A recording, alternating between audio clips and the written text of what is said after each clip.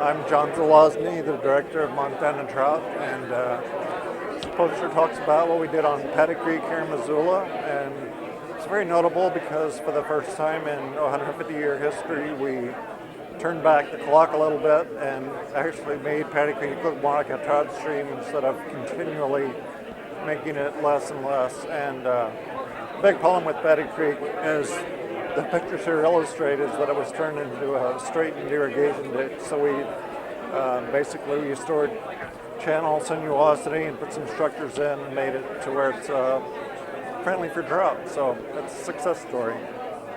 This is a very interesting graphic here. It shows how in the course of several of the past few decades, the whole neighborhood around Paddy Creek has changed significantly. This is a fuzzy photograph that shows back in around 1940, there really wasn't any development, and Paddy Creek just flowed as more or less a natural stream. You see more development in 55, 64, 72, and by 79, here's the route of Paddy Creek here, and the neighborhood is quite well developed at that point. This is more or less the present day. It hasn't changed much in the last 10 years. But what it shows is that what starts off as something that's basically a part of the natural scene can easily get swallowed up and obliterated by the development of neighborhoods and communities. And that's why it's important that communities understand the importance of things like small streams running through them and take steps to view them as amenities as opposed to nuisances or things to be done away with. Well, my name is Adam Switalski. I'm with Wildland CPR, and I'm going to tell you about a project that I did with the University of Montana. Lisa Eby was the principal investigator, and it was funded through the Yellowstone-Yukon Conservation Science Initiative program.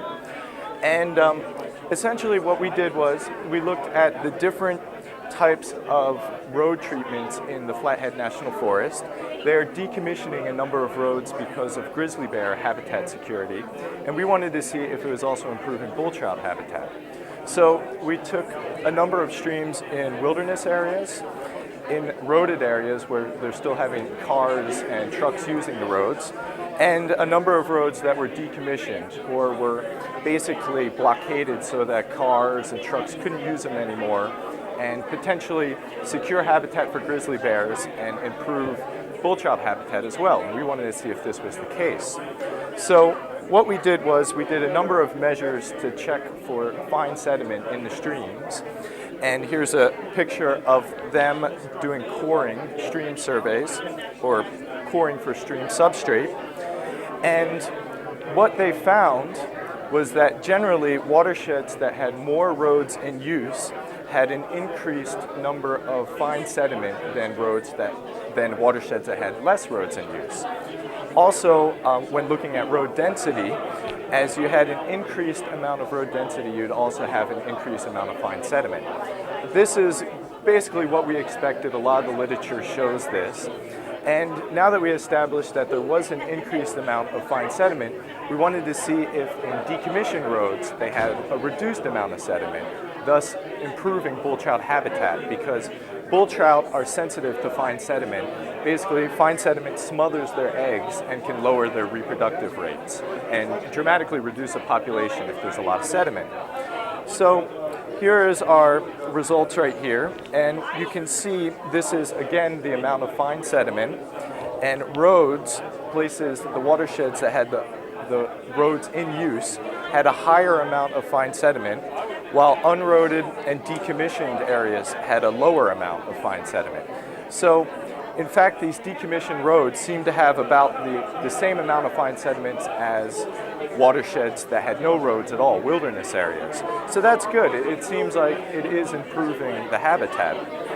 Then we broke up decommissioning into areas where the entire watershed was decommissioned versus where it was more of a piecemeal approach, where they're just decommissioning little segments of roads within a watershed while leaving some roads in the watershed. And what we found here is, again, roaded areas had the highest amount of sediment. Unroaded areas had much less sediment. But when you decommission an entire watershed, they have very little fine sediment, very similar to the unroaded areas, where when you do this rather than these piecemeal approaches, you have a little bit more.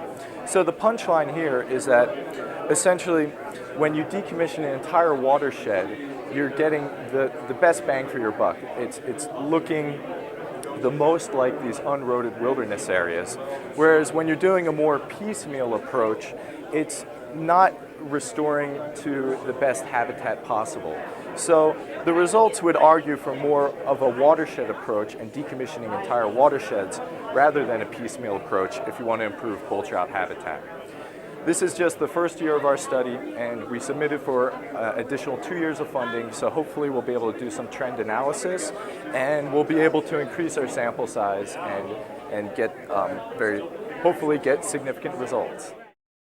Hi, I'm Will McDowell with the Tri-State Water Quality Council, and I'm going to present to you what we've done on the Ambrose 3 Mile Creek watershed down in the Bitterroot Valley south of Missoula. The Tri-State Council, just to give you background, is an organization, a nonprofit organization that works as a watershed council for the entire Clark Fork Pend Oreille Basin, from the headwaters of the Clark Fork up in Butte all the way down through Lake Pend Oreille and the Pend Oreille River in Washington State to the confluence with the Columbia. And the primary interest of the Tri-State Water Quality Council is nutrient loading and excess algae and aquatic plants in the rivers and lakes of our watershed. And so with that particular focus, over the last 5 to 6 years, we've started to look at a number of issues in Montana. We've worked quite a bit on the point source issues with some of the municipalities and industries that are discharging into the Clark Fork River nutrient load. And now we're trying to shift some more focus into the non-point source issues. So what we've done is identify some of the watersheds in the basin that have the high nutrient loads that have been identified through various types of sampling programs. And so this is one of the watersheds. Ambrose Creek and 3 Mile Creek are located in the northeastern part of the Bitterroot Valley. This creek has a very high sediment load, so we devoted some considerable time to doing an analysis of the watershed to try to understand why it might have this heavy nutrient and sediment load and what might be the cause of these problems. So to give you some information, we started to identify some of the characteristics of the watershed. It's a 71 square mile watershed in the Stevensville, Montana area. It feeds into the Bitterroot River, and the Bitterroot River, a few dozen miles below that, is a tributary to the Clark Fork. So as we look at this watershed, we start to identify some of the characteristics that make it unique. First of all, in land ownership, unlike many of the tributaries to the Bitterroot River, the 3 Mile Creek watershed is primarily private land. It has about less than 20% of its land is in the Bitterroot National Forest at the very upper end. You can see the land ownership pattern here in this small diagram. All of the yellow area is private land. The green is the headwaters, which is national forest, and the red would be state of Montana lands.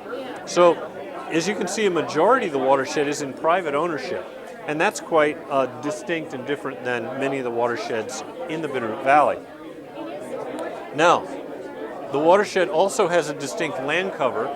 Because it's private and because it's fairly low elevation, a lot of the land is in rangeland, grasses, and some of these grasslands have been severely affected by weed invasions. And so you have a lot of open lands with relatively low cover in this watershed, and that's part of the whole picture. Another part of the picture here you can see is the geology. There's 4 basic geologic units in the watershed. This is downstream end. In the upper area, there's some older belt series rock, and that rock is fairly hard and not highly erodible. Then in the middle section of the watershed, you have a granitic intrusion, and that is similar in age to the Idaho batholith granitics that are very familiar to many people in this part of the state. In any case, this area is geologic type that forms unconsolidated soils, which can be quite vulnerable to erosion, especially if they're altered by agriculture, by road building, or other soil alteration. So a large contribution of sediment apparently comes from this portion of the watershed. And these green lands are alluvial valley lands, terraces and low terraces, alluvial valleys that are quite low in relief, very little slope, and therefore are not lands that contribute a lot of overland erosion and sediment to the system. So we have an interesting geology here, and the land use in the watershed is a very intensively used area. It has a growing population density. It has a number of small farming units and some larger ranches in the upper end of the watershed, but it's a fast-growing area. It has several thousand people living there now. A lot of subdivision is going on, so there's a lot of change in the land use. But historically, it was used very intensively because it's one of the oldest European settled areas in all of Montana, just northeast of the Stevensville area, which was the first major settlement in Montana. So there have been many roads. A lot of areas were cultivated in the distant past that were not appropriate for cultivation, and you had railroads put into a number of the valleys, up narrow creek valleys, in order to haul out timber in the late 1920s. So there's a lot of past alterations in land use that contribute to the overall problem of sediment. So we did an assessment to identify the locations and sources of the water quality problems. We developed some prioritized long-term restoration recommendations, and we are supporting the development of a local group capable of carrying out these restoration programs. Just to give you a little bit of background on some of the specifics we found that a lot of the sediment, which is a major part of the whole problem in the watershed, is originating from these middle basin stream channels. And erosion in these middle basin stream channels, as you see in this photo or in this photo, is quite severe in many cases, and we quantified that bank erosion. You also have erosion coming off of roads and coming off of poor drainage structures on roads in certain parts of the basin, especially in that middle part of the basin with the granitics, where the roads tend to be quite erodible as they concentrate flow along the road borrow ditches. In the lower part of the basin, you can see in this photo, if you're up close, there's so much sediment coming in from up above that the lower basin stream channels are almost entirely fine sediment now and have very low aquatic habitat quality at this point. There's also been a historic problem of a very large sediment load coming out of the watershed and into the Lee Metcalf National Wildlife Refuge, as well as into the Bitterroot River. And those are problems that the refuge and fishermen on the river have noticed and have had to deal with for quite some time. We're concerned, as I mentioned earlier on, about the nutrient problems, and we found these nutrient problems are highly related to the sediment problems. Some of this water quality sampling showed us that the total phosphorus load is extremely highly related to the sediment load. In other words, the phosphorus is coming into the system with eroded sediment. So we feel that if we address the sediment issues, we'll be addressing a lot of the nutrient issue at the same time. We mapped where some of the major sediment sources are, and these areas are seen on the maps. You have roads along streams contributing sediment. You have gully erosion areas, and you have a number of road crossings in these areas. You also have stream banks that are eroded, and we have mapped where the stream banks are highly eroded. And that starts to give us a geographic focus for our restoration efforts. Some of these gullies in red are, as shown in this photo, there's some severe gullies in that part of the watershed, and that particular sub-watershed does contribute an inordinate amount of sediment to the system. So we're particularly concerned about those concentrations of gullies and are working to address that issue. Now, another problem we discovered during the process that we weren't aware of early in the project, and that is that the Bitterroot Irrigation District major east side canal, the largest irrigation canal in the Bitterroot River, it's about a 70-mile long canal, actually has its final point of tailwater discharge or wastewater discharge into 3 Mile Creek. In other words, after passing through the entire Bitterroot Valley in this canal along the upper perimeter of the irrigated area, if there is excess water in the whole system, they dump that water into 3 Mile Creek. And that has several effects. A beneficial effect is that late in the summer, it can keep additional water in the creek over what would normally be there. However, during the peak flows, as you can see in this diagram, the peak flows in May and June can be doubled by the excess irrigation water being dumped at that time.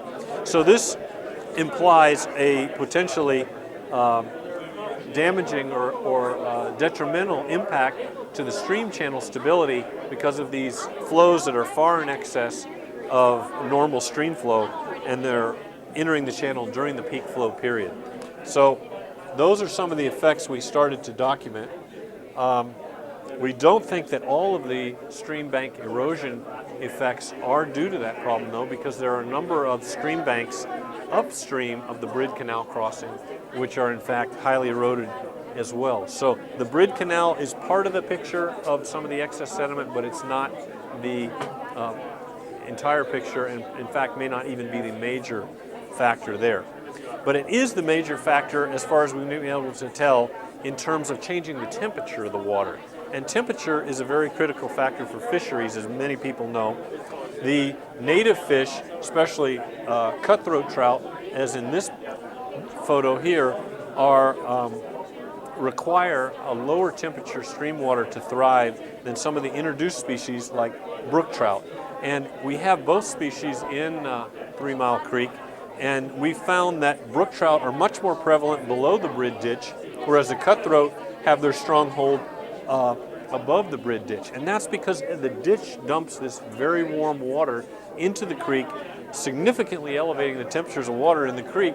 And this diagram shows from this temperature line above the Brid Ditch to this line on the same day below the ditch, a significant elevation from 2 to 4 degrees Celsius in daily maximum temperatures. And that is a significant potential detrimental effect to the fishery. So those are some new issues that we learned about during the process. Now, to finish up, I'd just like to mention that there are a number of pilot projects that are getting underway now in the 3 Mile watershed, and they are being targeted according to this priority stream reach diagram, which we developed as part of the assessment, as part of our recommendations. And you can see in this priority system, the yellow reaches are the highest priority reaches, and we have started with some pilot projects on this high priority reach and another medium priority reach below it. And some of those activities include weed control, riparian fencing, changes in riparian grazing systems, developing a rotational grazing system to remove pressure on the riparian areas, developing water sources in the uplands for cattle to be able to water without using the creek system. And a number of other projects are in the works to start to address some of these issues, as well as some stream bank stabilization projects that may help reduce some of the sediment load from the stream bank source. So those are some of the activities that have been going on the last couple of years, and that we plan to continue in the next 3 to 5 years with the rest of the restoration program. So that's what we have to present, and I hope you can be in contact. The person living in the area who's leading a lot of this work is Jim Rokosh. He's a consultant in fisheries and also lives in the watershed, and he can be contacted here. And my name is Will McDowell with Tri-State Water Quality Council. So thanks a lot. All right, so we have a display here from the Milltown Working Group. It was started in 2002, and its intention is to basically look at ways of getting the most social and economic bang out of the cleanup. After the remediation happens and after the restoration, how do the communities, Milltown, Bonner, Piltsville, West Riverside, even Missoula, get the most out of the project, basically? So EPA convened a group that started in 2002. We're still meeting today. We broke up into several working group committees. One of them was history and culture, another one was recreation. We looked at infrastructure issues, we looked at local governance and land use planning. The group I was most involved in, my name is Mike Kustudia, by the way, and I'm with the Clark Fork River Technical Assistance Committee, is this history and culture group. We were looking at what are the historical attributes of the community that people most value and that we most want to protect and preserve. So we looked at history of the area and took kind of a deeper look than just the dam itself and the powerhouse, and looked all the way back to actually Glacial Lake Missoula. That's one of the things that, if you look at the confluence of the Clark Fork and the Blackfoot River, there's a lot of rich history there, starting with Glacial Lake Missoula, and then the Native American use of the area, which things like the road to the Buffalo and the Salish used the area as well. Beyond that, then there was the Mullen Trail passed through there, and before that, Lewis and Clark. So we just looked at some ways to capture some of that history, and what we thought about was an interpretive center. And so we've kind of collected some of these materials. There's a pretty extensive photo repository at the Bonner School that looks at from Bonner through the many decades. And some of these photos are on these poster boards that have been displayed variously around town. So this is just kind of a smattering of some of the photos that we drew on from that Bonner collection. Pictures of the powerhouse, the streetcar that used to go out from Missoula to Milltown. We have the mill. This next poster board has kind of an architect's rendering of a possible model for an interpretive center. And one of the things we talked about was having something that was relatively unobtrusive and kind of built into the landscape. And this work has been done by a local architect, Warren Hampton, who actually lives out in the area in Tura. And so this visitor center would kind of take this deep time look at history at the confluence of the Clark Fork and the Blackfoot rivers. And another component of that is sort of the recreational complex that would be built in and around it. There's quite a bit of opportunity for trails and for hiking. There's a whole another subcommittee that kind of looked at those issues. One of the things about the Interpretive Center, I mean, we have this rich history at this confluence, but one of the stories that we were really excited to tell was to look at the story of the cleanup itself. This is something that we feel is probably going to be of national importance. Nothing like this has happened in the country thus far, and capturing that story, we just feel like between telling the stories about local history, the cleanup itself, and then situated in a nice recreational complex, it could be something of a economic magnet for Bonner Milltown area. Let's see. Not that that's the kind of thing that would drive an economy, but a healthy economy is a diverse economy, and tourism is a component of that. Heritage tourism is something that the state has really identified as something that people turn out to see. So, how will that be funded, by the way? Through a variety of sources. We're talking to congressional delegation. We're looking at possibly state monies through the NRD program to fund portions of it that would look at telling the story of the cleanup itself, possibly foundations. We're at a fairly early stage yet, but we're just now beginning to identify who might fund it and what our next steps would be. One thing that we discussed that I was really excited about is that this is sort of if things go well and as according to plan, it'll be one of the great environmental success stories in this nation. And so the center itself should sort of build on those environmental themes. And so we talked about having this kind of unobtrusive design where it's built into the landscape, and also that it would be possibly LEED certified, which LEED is Leadership in Energy and Environmental Design. And they're just buildings, high-performance buildings that are very energy efficient, that don't use toxic materials. It's a very environmentally friendly building approach. And so that's some of the things that have been discussed thus far. Nothing is etched in stone yet, but the center would be to kind of capture the story of that confluence. Because initially we thought, well, we could tell the story of the powerhouse and the dam, and as we thought about it, it just seemed like that was just one piece of a much longer span of history.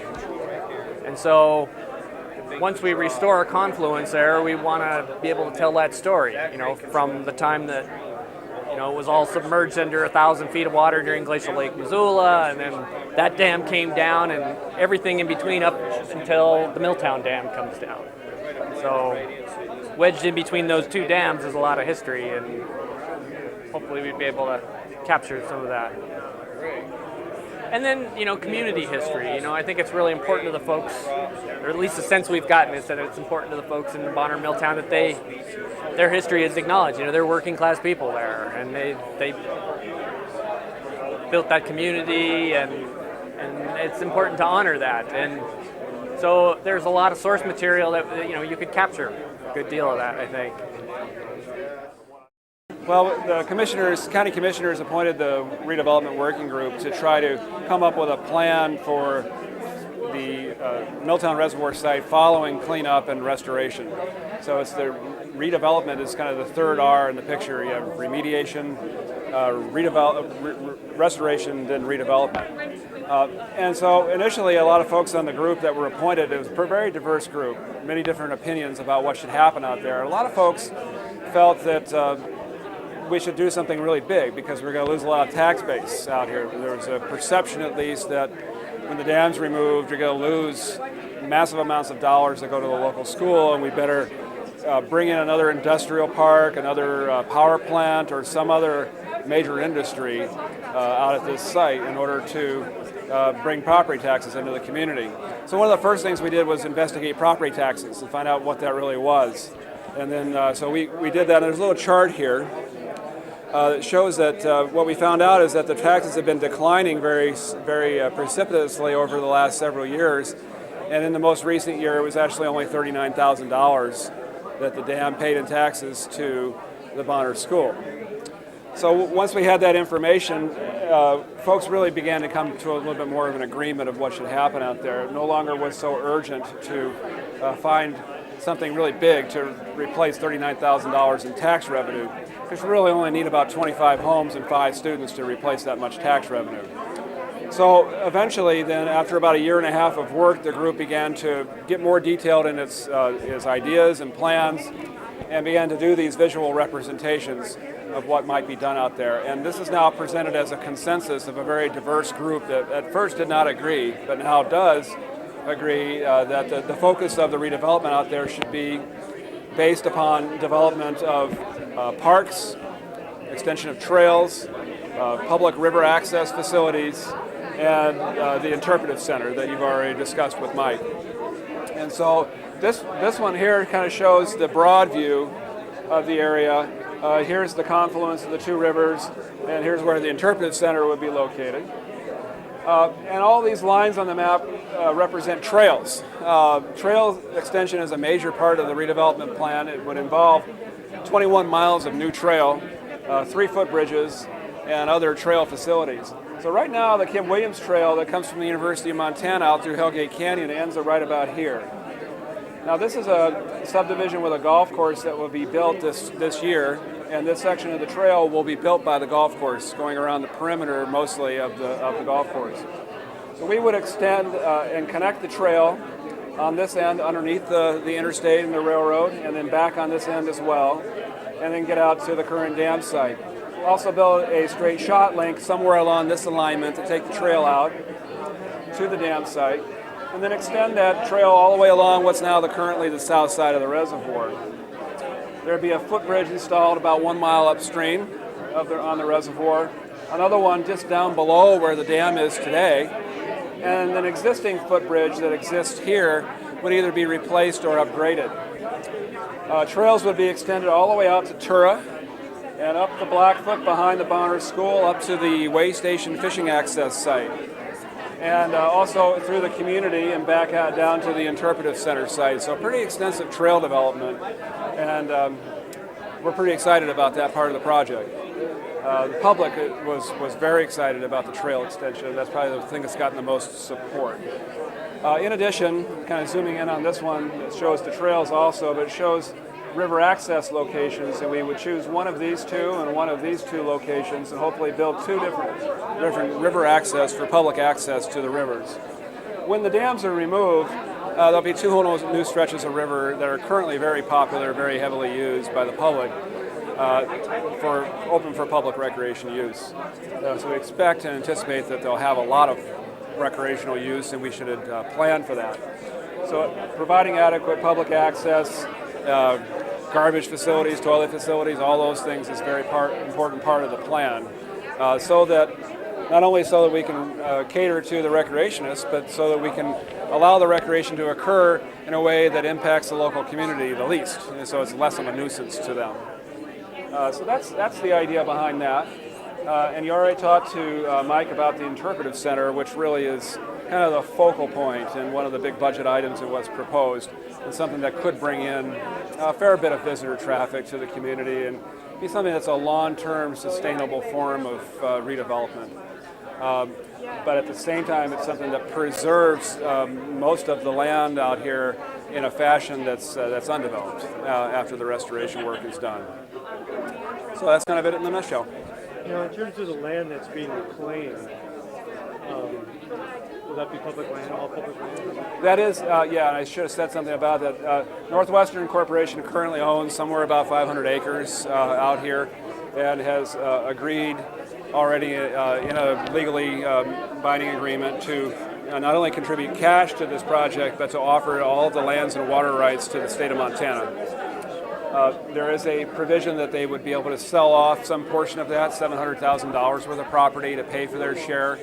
And that's why we have, the group has recommended getting all that land in public ownership and has made that part of their budget proposal, is to acquire the remaining lands from Northwestern, so that all of it would be publicly owned park, either state or county, more likely state. And how about a rough timeline?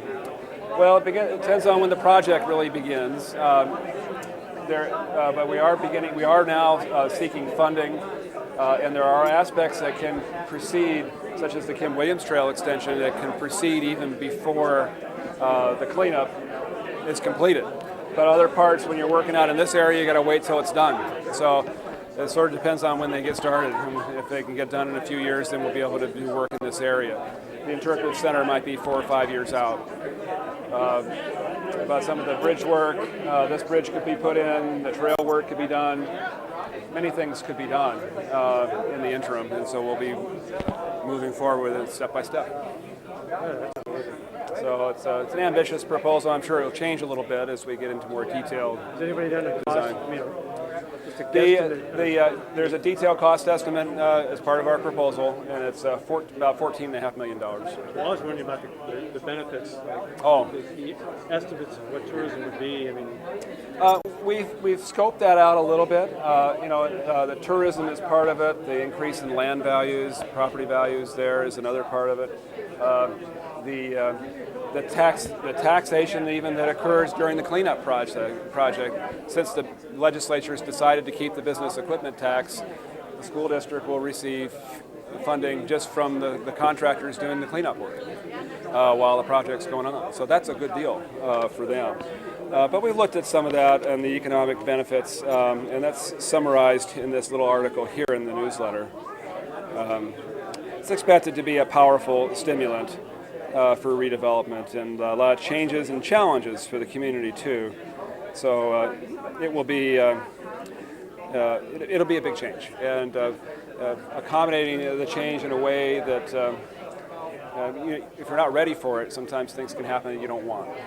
So we're trying to get the community organized and ready for some of the things that will happen out there, so it can turn out as nice as possible. That's the idea. thanks.